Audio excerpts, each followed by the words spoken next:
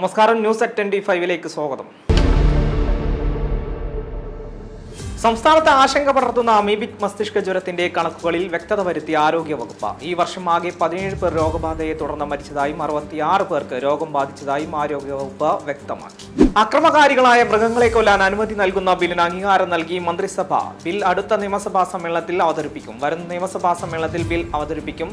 അക്രമകാരികളായ മൃഗങ്ങളെ വെടിവെച്ച് കൊല്ലണമെന്നാണ് ബില്ലിൽ പറയുന്നത്.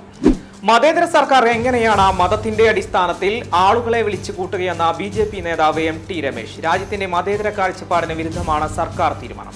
ആളുകളെ വേർതിരിച്ച് സംഘർഷമുണ്ടാക്കി മുതലെടുപ്പിനുള്ള നീക്കമാണ് നടത്തുന്നതെന്നും അദ്ദേഹം ആരോപിച്ചു. തൃശൂരിലെ ആരോപണങ്ങൾ അടിസ്ഥാനരഹിതമെന്ന LDF കൺവീനർ TP രാമകൃഷ്ണൻ. പാർട്ടിക്കകത്ത് ആരോപണങ്ങളോ പ്രശ്നങ്ങളോ ഇല്ലെന്നും പരിശോധിച്ച് തീരുമാനമെടുക്കുമെന്നും അദ്ദേഹം പറഞ്ഞു. കേരളത്തിൽ അധികരിച്ചു വരുന്ന പോലീസ് മർദ്ദനത്തിൽ പ്രതികരണവുമായി പ്രതിപക്ഷ നേതാവ് VD സതീശൻ. പിണറായി സർക്കാരിന്റെ അവസാനത്തിന്റെ ആരംഭം കുറിച്ചെന്നും കേരളത്തിൽ DYFI നേതാവിന് പോലും രക്ഷയില്ലെന്നും സതീശൻ പറഞ്ഞു. CPM-നെ വെട്ടിലാക്കിയ ഫോൺ സംഭാഷണത്തിൽ പ്രതികരിച്ച AC മൊയ്തീൻ. ഫോൺ സംഭാഷണത്തിൽ പറയുന്ന കാര്യങ്ങൾ വസ്തുതമായി ബന്ധമില്ലെന്ന് AC മൊയ്തീൻ പറഞ്ഞു.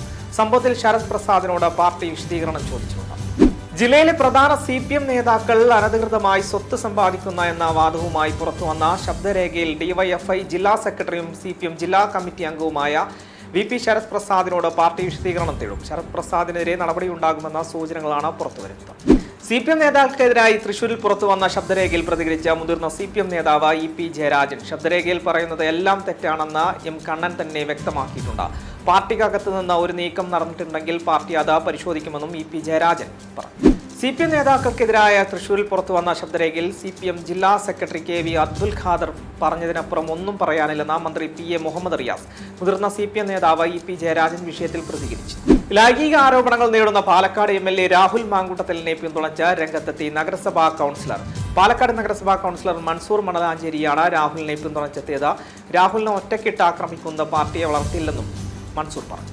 യൂത്ത് ലീഗ് നേതാവ് PK ഫിറോസിനെതിരായ ആരോപണങ്ങൾ തുടർന്ന് KT ജലീൽ MLA. ഫിറോസിന്റെ 2 കമ്പനികൾക്ക് കുറിച്ച് വിവരങ്ങൾ കൂടി ലഭിച്ചിട്ടുണ്ടെന്നും അടുത്ത ദിവസം വിവരങ്ങൾ പുറത്തുവിടുമെന്നുമായിരുന്നു അദ്ദേഹത്തിന്റെ പ്രതികരണം. നൈജീരിയയിൽ ലഹരി കേസിൽ നിർണായക നീക്കവുമായി അന്വേഷണ സംഘം. വിദേശ ലഹരി മാഫിയയുമായുള്ള മലയാളിയുടെ ഫോൺ സംഭാഷണം പോലീസ് കണ്ടെടുത്തു. ലഹരി കേസിലെ പ്രതിയായ മലയാളിയുടെ ശബ്ദ സാമ്പിൾ എടുക്കും. മലപ്പുറം പുതുക്കോട് സ്വദേശി സിറാജിന്റെ ശബ്ദ സാമ്പിൾ ശേഖരിക്കാനാണ് പോലീസ് നീക്കം. ഷെയർ മാർക്കറ്റിൽ ലാഭം ഉണ്ടാക്കി നൽകാമെന്ന് പറഞ്ഞ പോലീസ് ഉദ്യോഗസ്ഥൻ 1.5 കോടി തട്ടിയെടുത്തതായി പരാതി. തിരുവനന്തപുരം ബാലരാമപുരം സ്വദേശിയായ CPO രവിശങ്കറിനെതിരെയാണ് പരാതി. പരന്നൂർ സ്വദേശി വിജയൻ പിള്ള, സഹോദരൻ മുരളീധരൻ എന്നിവരിൽ നിന്നാണ് പണം തട്ടിയത്.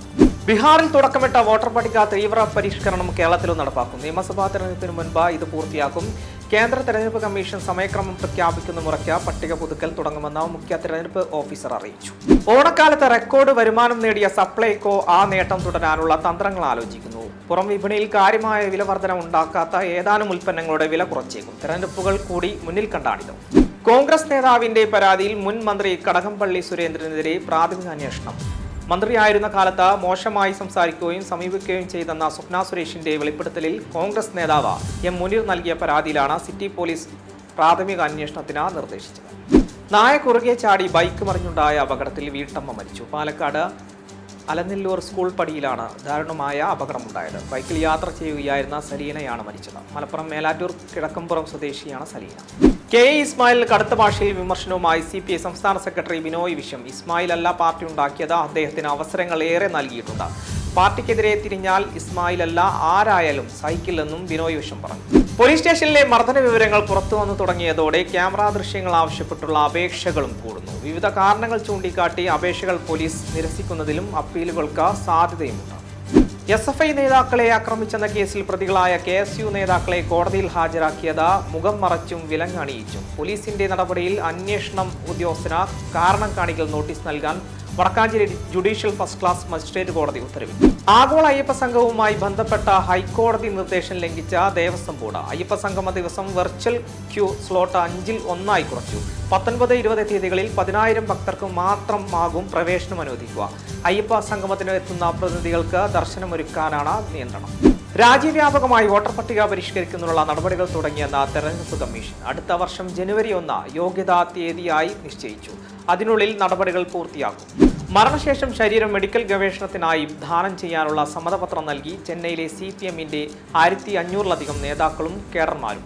മുൻ ജനറൽ സെക്രട്ടറി സീതാറാം യെച്ചൂരി 1-ാം ചരമവാർഷികത്തോടനുബന്ധിച്ചായിരുന്നു തീരുമാനം. കർണാടക ഹാസനിൽ ഗണേശ വിഗ്രഹ നിമജ്ജന ഘോഷയാത്രയിലേക്ക് ട്രക്ക് പാഞ്ഞുകയറിയുണ്ടായ അപകടത്തിൽ 8 പേർ മരിച്ചു. 25 പേർക്ക് പരിക്കേറ്റു. ട്രക്ക് ഡ്രൈവറെ പോലീസ് കസ്റ്റഡിയിലെടുത്തു. ദുൽഖർ സൽമാന്റെ വേഫർ ഫിലിംസ് നിർമ്മിച്ച 7-ാം ചിത്രമായ ലോക ചാപ്റ്റർ 1 ചന്ദ്ര വിദേശ ബോക്സ് ഓഫീസിൽ കൊതിപ്പിക്കുന്ന കുതിപ്പ് തുടരുന്നു. വിദേശത്ത് നിന്ന് 100 കോടിയിലധികം കളക്ഷൻ നേടുന്ന 2ാമത്തെ ചിത്രമായിരിക്കുകയാണ് ലോകം. ഇതോടെ ന്യൂസ് at 25 പൂർണ്ണമാകുന്നു. നമസ്കാരം.